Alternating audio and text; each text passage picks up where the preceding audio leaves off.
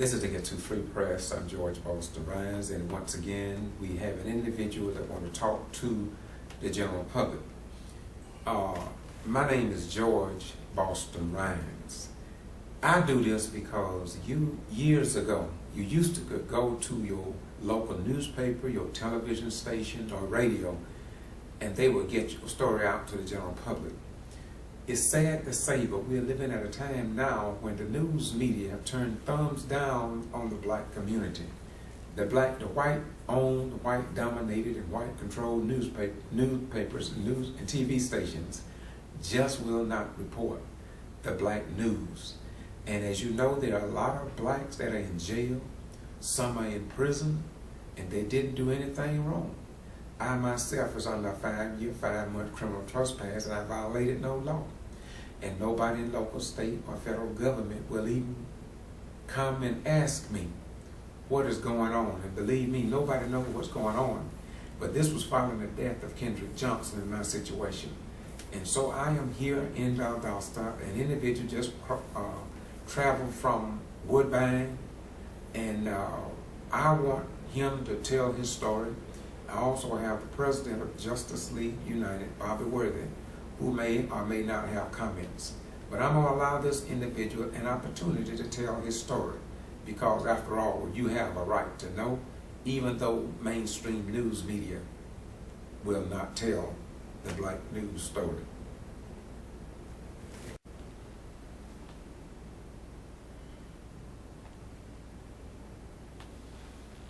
Okay, and what's your name? My name is Charles Wilson, Sr. Okay. And I was called to record your story. What story do you want told to the general public over a few? What do you want told today? I want the public to know about the unjust, illegal treatment that's being received by blacks like myself in our community, who being made to look like we're criminals. What is the word that I'm looking for? Menaces in our society. Okay. Okay. So when did we're going to get into this? But what I want to know, when did this supposedly happen? What year, and for what charge? Well, I was arrested in March of 2016. Where? Brunswick, Georgia, County of Glenn. Okay. Okay. And are you under parole? Where you at today? We're just throwing this out. You know, I can edit this. Well, I ended up doing a year on probation after serving 16 months in county jail. Okay. Okay. So we got a. Are you married? Yes. Okay. Tell us about your family a little bit. Just. Well, I'm the father of 4. I've been married to the same beautiful woman for 37 years. We care for my father and I, and my wife and myself now. We're having issues about our health, but we manage. What's wrong with your father? Well, my father is 87 years old. He's in a wheelchair, and he cannot care for himself, and we. Okay, now, okay. I'm not getting ahead of the horses, but I'm doing this because I found out a lot of times that people want to know about you before we get into your circumstances. So I'm gonna ask you another question, kind of personal. Everything that you have gone through with law enforcement, the judges, and maybe some attorneys, and most times when I do this, you have attorneys who take people's money. So I don't want to get into that right now. But what I do want you to explain to me, whatever we're going to discuss here today, have it caused any hardship on you, your children, your family, your mother, or your wife, or anything like that? Yes, my having been put in prison led to my wife having a stroke. It led to my bad health, because while I was in there, I found out that I had an issue with respect to my kidneys, which my kidneys have gone bad now because I had been in there for so long without treatment. Okay. Okay, thank you very much. That's about the gist of that. Now, so I see you have some papers on the table. Can you kind of explain to me just overview, what have you gone through?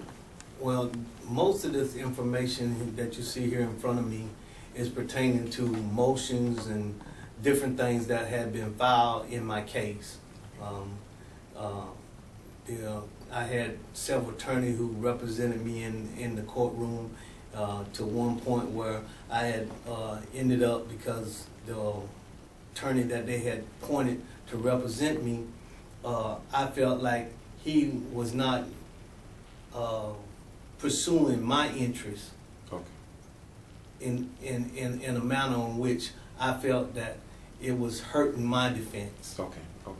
All right, now, you came over here, you drove your vehicle, but you brought somebody with you, and we want him to explain, because Bobby Worthy has done a lot of this, and he's very familiar with the judicial system.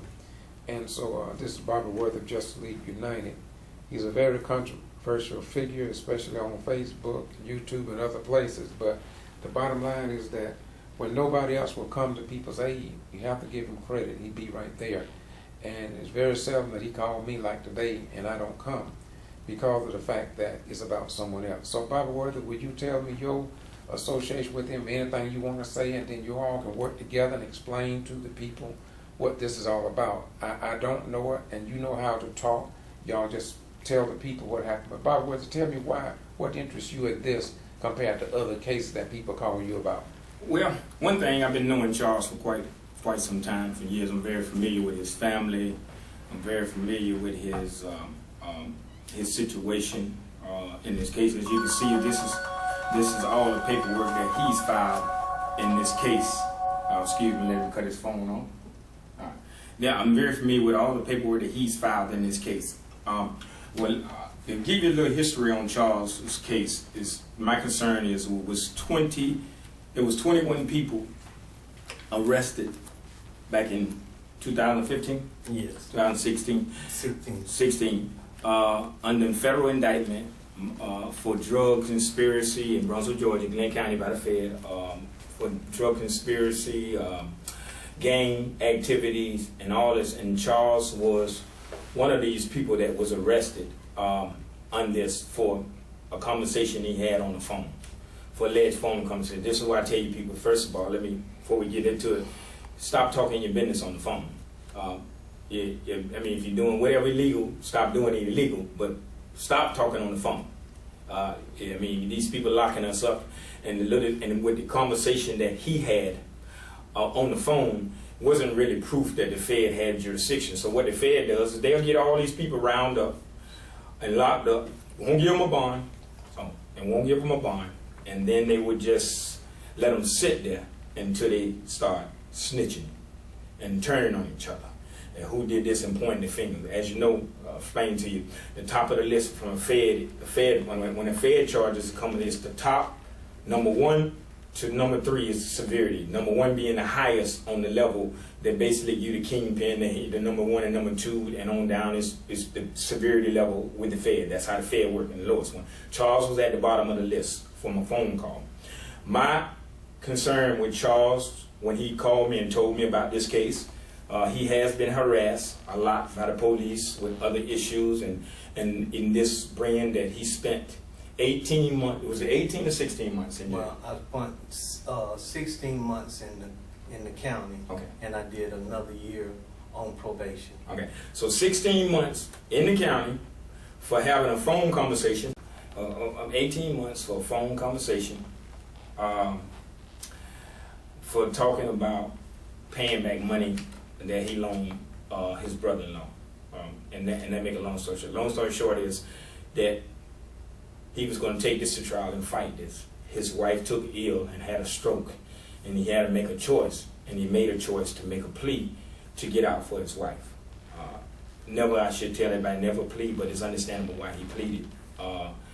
And now my time is, the thing next now is the 18 months in the year that he served for not even committing a crime is something that the Fed is used to, and not even Fed, just the state. They more than likely want you to plead to a case so they can get a case. They don't care whether you're guilty, innocent, or what. They don't care. As long as they get a conviction or a plea bargain, there's a lot of innocent people in jails and prison because they got tired of fighting. Telling people never get tired of fighting. I'm going to address these issues with Charles. I'm going to seek and try to get some attorneys to be involved in it to actually file suit for him serving this illegal time for a phone conversation that he had talking to his brother-in-law on the phone. Okay, that's good. So I want to hear the story, and I know people is kind of patience kind of short. But if you got some more you want to say, you can talk when he starts talking. What I want you to do is explain to a short form. You're not going to be able to tell us everything. It's too long, I know that. But I want you to tell us a little bit about what happened, short form, how you mistreated, if a lawyer or a judge didn't treat you fair. Touch on all that a little bit, okay?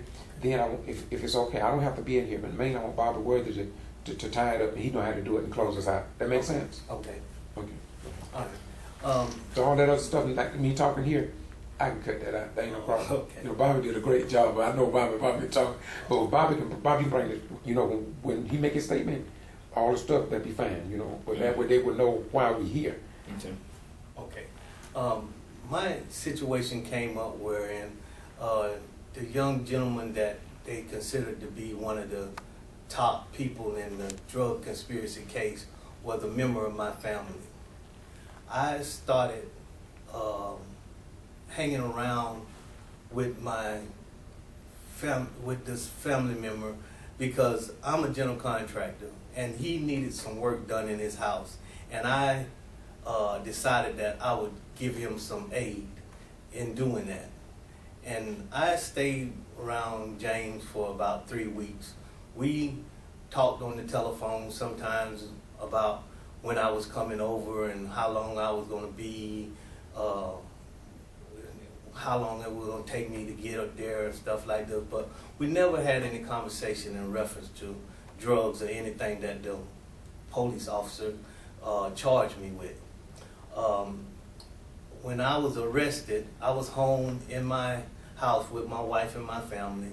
Officers came into my home maybe about 6:30 in the morning. They didn't knock. They didn't serve me with no warrants. They didn't do any of these things. But because I was on probation, I was denied the process of being able to have a bond or any of these things. So I ended up staying in prison and had to be appointed attorney in my case. The attorney that they had appointed to me is named, can I say his name? Sure, and you call any name you want to, and you can also tell the charge because people want to know what you was in there for. Okay. The officer initial arrest of me took me down to a little place in county and took me in and questioned me. He identified himself as an FBI agent and told me that I was being arrested for a drug conspiracy. And he asked me, did I want to make a statement? I refused to make a statement, and they took me on down. Okay, fast forwarding to what went down in the courtroom. When I got over into the courtroom, the court had appointed me an attorney by the name of Yancey, James Yancey. And Mr. Yancey, I knew Mr. Yancey from his previous practice as a young man, and I knew that he was a plea bargaining attorney. And we had the discussion about what they was charging me with, and Mr. Yancey went from one thing to another about he had to wait till discovery, he had been appointed and blood to him. So we went through all of these things, waiting for the for discovery. When it came to discovery, Mr. Yancey came to me and said that they had me on a tape conversation with Cleveland Nobles, and that the conversation that we was having was in reference to drug dealing. I'm not a drug dealer, never have been a drug dealer. But I asked Mr. Yancey where was the evidence. Mr. Yancey pursued to me that the prosecution claimed that they had these people under investigation since 2013 up until the time of their arrest in March. I asked to see the evidence. In my discovery, Mr. Yancey provided me with one sheet of paper. And on that one piece of paper, it was a single paragraph of a conversation that I had with Mr. Nobles, a member of my family, regarding money that was owed to me. I had loaned Mr. Nobles some money, and I had a job that was waiting for me in Atlanta, and he didn't have my money at that time. So I told him he could wire the money to me in Atlanta. And so that is what conspired. Do you have a copy of that paragraph you're referring to? Yes, it should be in Okay. this paperwork. Okay, go ahead. And I explained to Mr. Yancey about this, and he wanted to say that the information that was on that that piece of paper, that discovery paper, the prosecutor wanted to say that that was a drug transaction, that he was actually wiring me money for drugs. If anybody would have taken the time to trace down that information, he would have found out that that was money that was sent to me. In fact, the money that he owed me, he didn't send me all of it. He only sent me $75 of it. And it could have been traced down to where he sent that money to me. And I had so much problem with Mr. Yancey in putting forth my defense. I didn't even know what to do. I was almost like to lose my mind. I was sent to New York City for a mental evaluation because they wanted to say that I was not being helpful to him in my case. And this has been my experience with attorneys throughout Glenn County. I can't say about any other county, but in Glenn County, when a person has been charged with a crime, especially a serious crime, as what they was charging us with, that there's never no real investigation or any real representation behind it unless you got lots of money and can afford to pay for it. I couldn't pay for it, but I knew I didn't do anything to constitute them having to lock me up and put me in prison. And all of the information pertaining to this case is a big question. And I don't have anything else that I can add to that. Well, I just want to say, Charles explained it pretty much. Long story short, to cut this short, he served 16 months in jail for a crime that could not be proven. He was forced by his wife being sick to take a plea bargain for a crime that could not be proven. Thus, he served another year on federal probation. People get this through your head. The Fed operate a certain way. If you go to my page, I told y'all about the jurisdiction. Read up on your laws, know your rights, so you can start dealing with these people one-on-one. As you can see, this is the paperwork. This ain't even half of the paperwork that we're going to have to go through. And in that box, more paperwork. We're going to have to go through to try to get this man time reverse his. I mean, you can never take back time. Once you serve it, you can't be taken back. So with that said, is the Fed operates a lot of stuff they do is illegal. Let me give you a one hint I want to leave y'all with, and I'm gonna make this short. I don't want to make this thing long.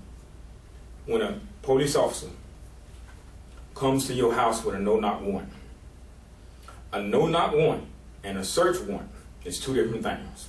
All right, a search warrant does give them some power to come in the house, but it must be accompanied by a no-knock warrant as well, or either combined with a supporting affidavit.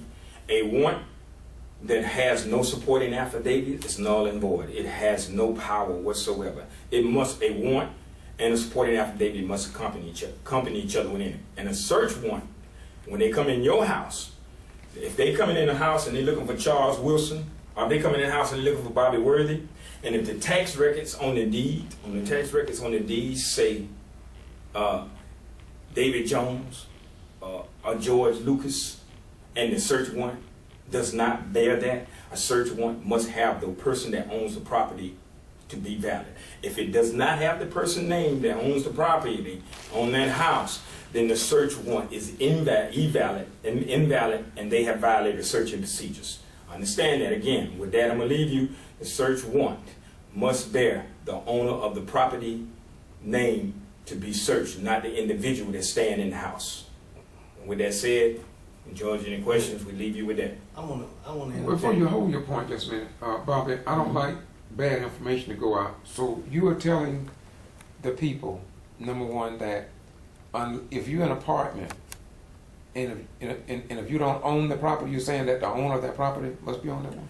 Precisely. Even in, and I should have done that, even in an apartment complex, searching procedure is clear. The law is clear. If you look up searching procedure in the OCGA or even in the federal code, the searching procedure is the warrant must bear the owner of the property name. If the owner is a corporation, then that's what it must bear. But if it bears the individual that stays in the apartment, then yes, the warrant is invalid because it must have the owner's name or the company names that own the property for them to come into that property. Okay, you don't have the rule on that, do you? I don't have the code on it, but I can get it to you before you get this video up. Okay, my brother. Yeah, Wait, one other thing. You said something. You made another statement, Bobby. Mm-hmm. And once again, I mean, I'm just about truth and what's right. You said that sometimes the federal government, I mean not federal government, but the FBI and those, they don't necessarily do it by the law. Well, they don't. They don't. Because if you read the 10th Amendment of the Constitution, and I've been saying this a long time, the 10th Amendment set the power. The Interstate Commerce Clause in the 10th Amendment set the power and the preference of the United States government. And it clearly says in there that the federal government has limited, understand this, limited jurisdiction to even operate inside the unions, one of the union states. And with that said, you can read, just Google the Lopez decision. Just type in Lopez decision, and the U.S. Supreme Court will come up with a rule that the federal government did not have the jurisdiction unless they can prove innocent. There are two things the government must prove before they can come in a union state and arrest you for a federal crime. That's one, interstate commerce, or they own the land that the alleged crime happened on a military installation. They don't even own the buildings, federal buildings that they rent and lease. So interstate commerce, meaning you was on a U.S. highway, on land owned by the U.S. government, in commerce on the interstate trafficking cocaine. Without that, without those two elements or one of those elements being met, the Fed does not have the jurisdiction, and it's been proven in the Lopez decision. Okay. I just wanted to say one other thing. At the time of the arrest and everybody being charged with the crime, I still have to this day not seen anyone in connection with this case have been arrested or caught with any drugs on their person. None at all. And people have been pleading guilty to this offense of conspiracy for what they call it, ghost drugs.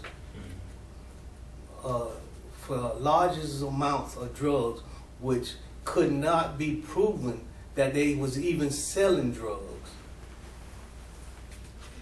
What do you call ghost drugs? Ghost drugs is they're claiming that you was selling drugs, but when you ask them to produce the evidence of your selling drugs, like a transaction or something tangible to show that you was actually in this drug, there's no drugs.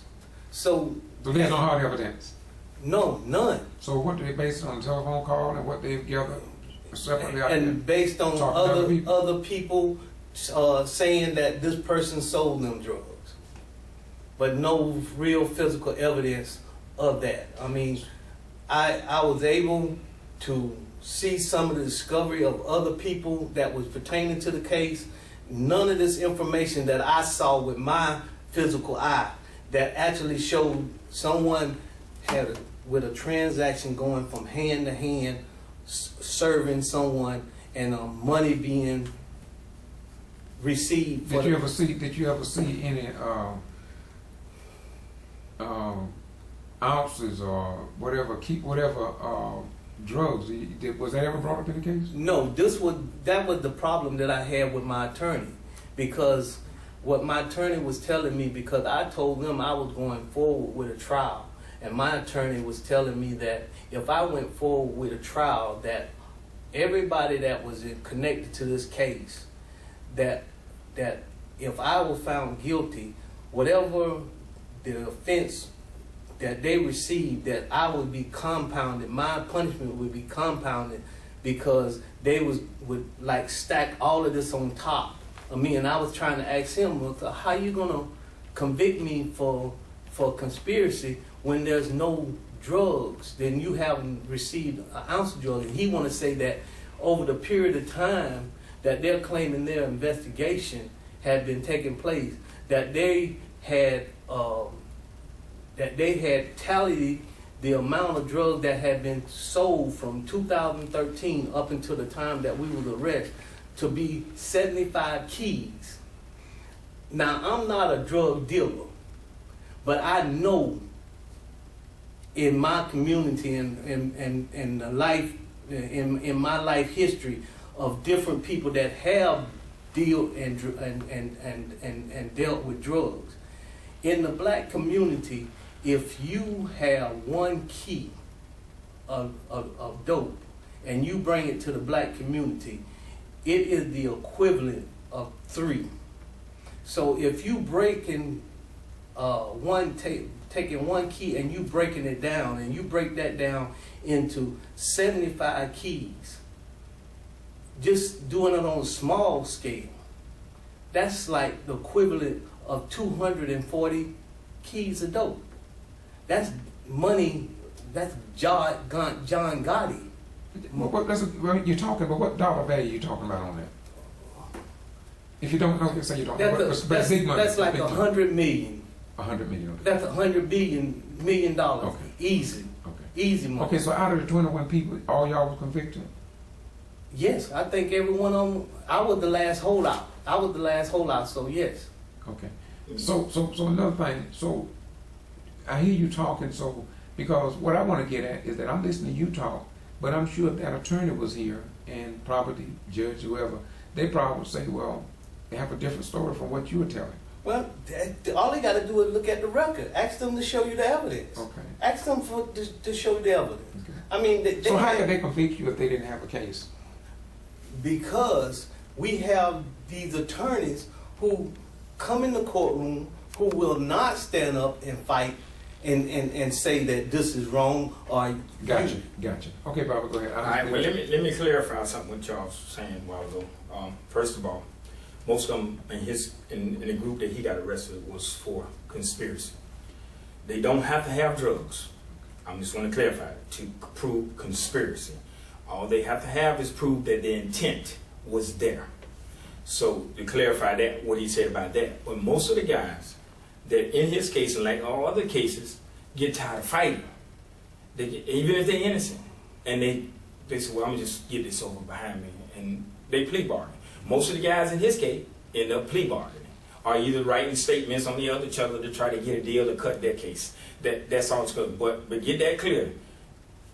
In the phone conversations, all they have to prove is the intent was there. They don't have to have physical drugs to lock you up for conspiracy. So that's why I go back. This is why what you said is so valuable that people need to get off the phone if they know they're doing something illegal, because you're just opening yourself up. Okay, but this is what I'm gonna ask him, because I did a lot of research when I was in the county. Right. And I did a lot of research, and there was a case called Thompson versus United States.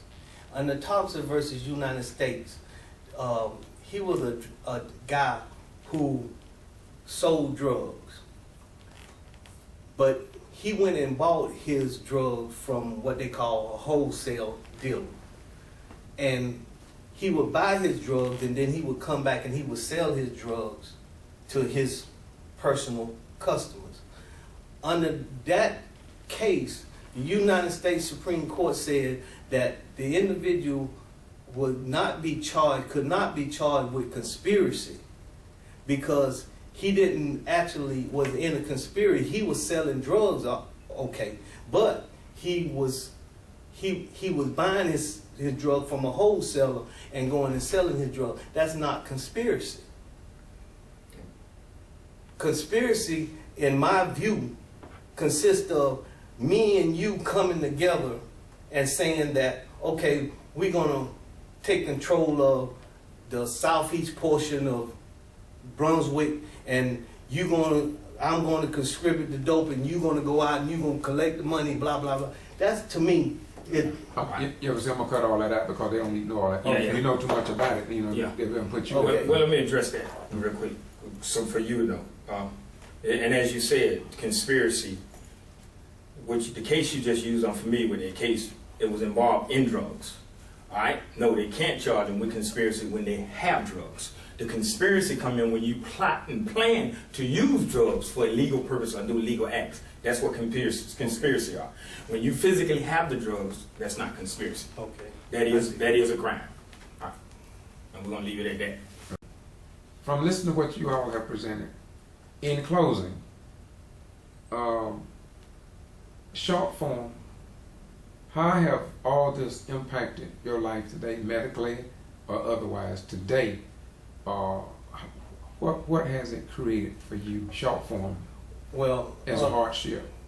Well, the hardship that it caused on me is because I had spent a long time in the county jail, and I had a medical condition that only got worse because I was in the county jail.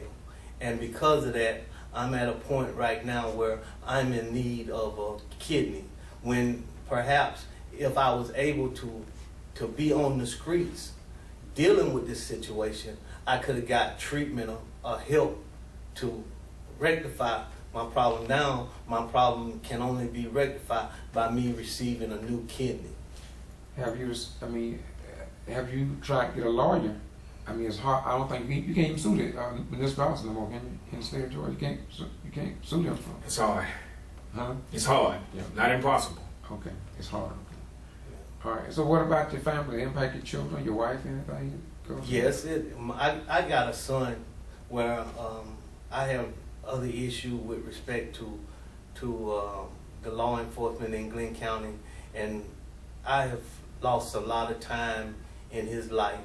And my going back to the jailhouse just was a reaction to him that his father was only a screw up, and he couldn't rely on me for anything, and it's affecting him in places that I can only. How old is he?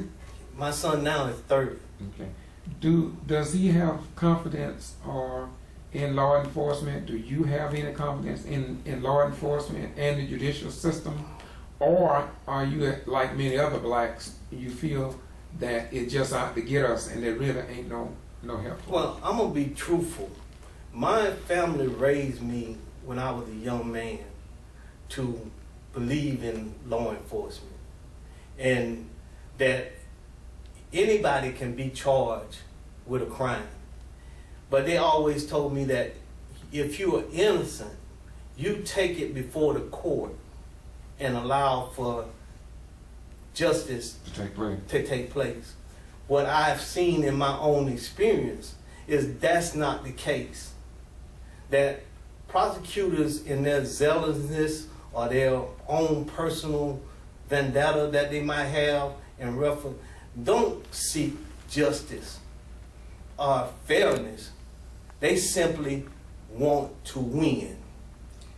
Do you, as an individual, do you believe that there is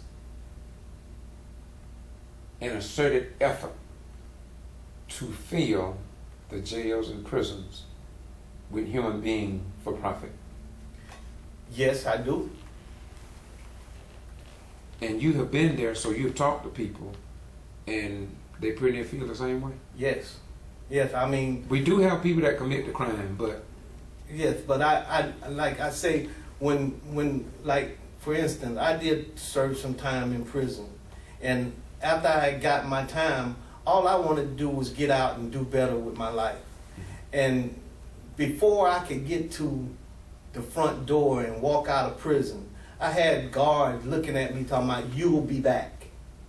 You'll be back." That's the mindset of our society. Even when you walk in prison now, officers see a person that comes through the door, he's been arrested for and charged with a crime. When they come in, the first thing they say out of their mouth, things like, "Oh, job security."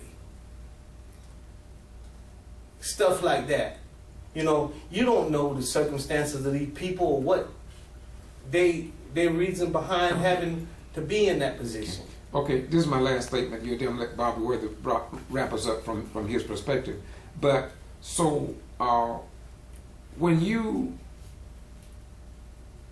look at the whole prison system, short form, how do you view it? These will be your last word. How do you view the whole prison system? I look at the prison system as not being helpful to society. Many of the people that come there and have the attitude that they want to make a difference with helping those who might have gotten off the beaten path to correct their way, quickly be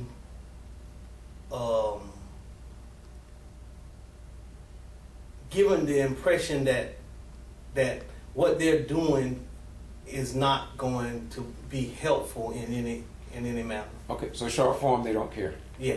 Okay, Bobby, close us out here, and I'm going home. Y'all do what y'all want to do, but I got to get out of here. But let me commend you. What's your name again? Wilson, Charles. Charles Wilson. I commend you because I interview a lot of people. Recently, the other day, I put up Charles Brown, Lorenzo in prison, and another brother in Alma, Georgia. I interviewed him. Got to put that up. So I want people to know, as you all who watch this video, if you have a story to tell, you've gone to your TV station, they won't do it, we got to get these stories out. So I want to commend you for not just letting it go. I'm not saying you're guilty, that's not my job. But I do want people to know what we have to face as black people here in the United States of America and white people. Bobby, close us out, please. Well, we just said, it's the main thing is knowing your rights and how to fight these people. You can't fight them with your fists. You can't fight them with arguing with them. You got to learn to read. It's hard to find attorneys, so I suggest you do what I do. Read a lot, study a lot, especially if you're going to be in that kind of business. You know, I mean, really, if I was a John Gotti, I would know every law in the world. I mean, really. That's what, you know, I'm not condoning criminals, but doing criminal acts. But what I'm condoning is know your rights. Know your rights, so you don't have to call me or call George or call somebody what I need to do this, and you'll know how to do it. The most dangerous person in the world is an educated black man. With that said, knowing your rights, and you can see the work that we are doing. This is work.